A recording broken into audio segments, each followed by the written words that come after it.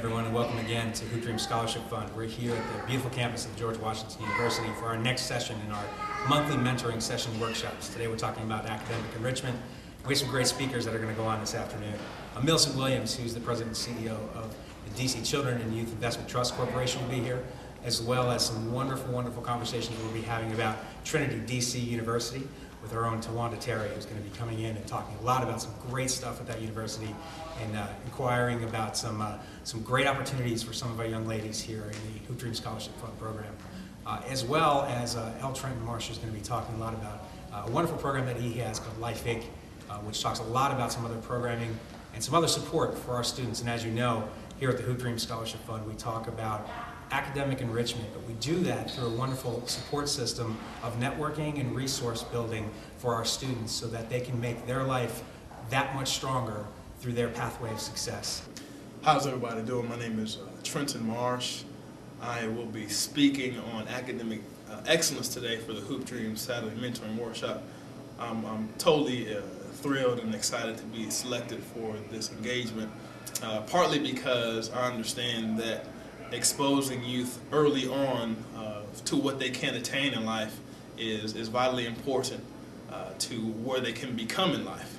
And I always share in all my sessions, the power to define is the power to fulfill. So if I can get these students now to start defining some goals as it relates to academic excellence early on, then I'm almost certain in the future they will succeed and succeed at the level of excellence that we know that they can attain. So if you want to know more about me and the organization, check me out at TrentonSpeaksNow.com. And again, I'm sharing here at Hoop Dreams. I'm excited, and I know it will be an awesome time. Thank you.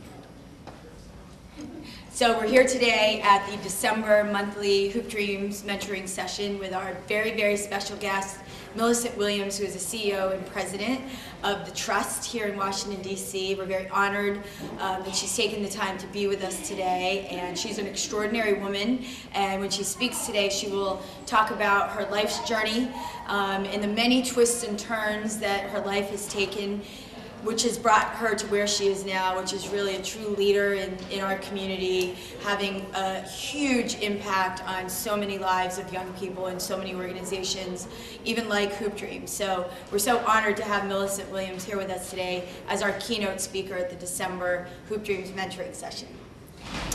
Thanks, Susie. It's really an honor to be here today. So many young people that I've already seen today and that I look forward to speaking to shortly.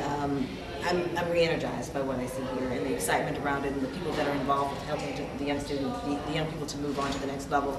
It's amazing what you've done over the course of the years, and we're just glad to be a part of it. So thank you so much. Thank you. Thank you for being here. But I was 12 years old, and I left a very, very liberal environment and went to Alabama. And anything you've heard, spot on. You got it. It was a bit of a challenge, and I happened to go to a school that really did challenge me, and I was involved in activities that were really, really challenging. I went to another history class, and we were talking about the greatest presidents, and so people were naming who they thought the greatest presidents were. And so, again, I was a little confrontational, even though I had to make some modifications. A couple of students said, well, you know, George Washington, Thomas Jefferson, blah, blah, blah, blah, blah, blah, Abraham Lincoln, and I was like, well, I mean, why do you say he's great? And they were like, well, he signed the Emancipation Proclamation, and I was like, well, he didn't do it because he wanted to, and so, you know, I had that issue, and so I had decided at that point, you know what, while I probably could go anywhere I want to go for college, I am going to, and excuse me if I'm offending anybody, but this is my story, right? This is my time. Okay. I decided at that point, I was going to go to a school where I did not have to defend myself, my people, my nationality, my race, my culture. I was going to go to a school where every time that I said something, I was not considered the exception. I wanted to be in a place where everyone kind of sort of looked like me, acted like me, had some of the same goals, had some of the same backgrounds. So I made the very, very conscious choice to go to a historically black college. Know that even if you make a decision now, it doesn't necessarily have to be one that you etch in stone, that you can change your mind.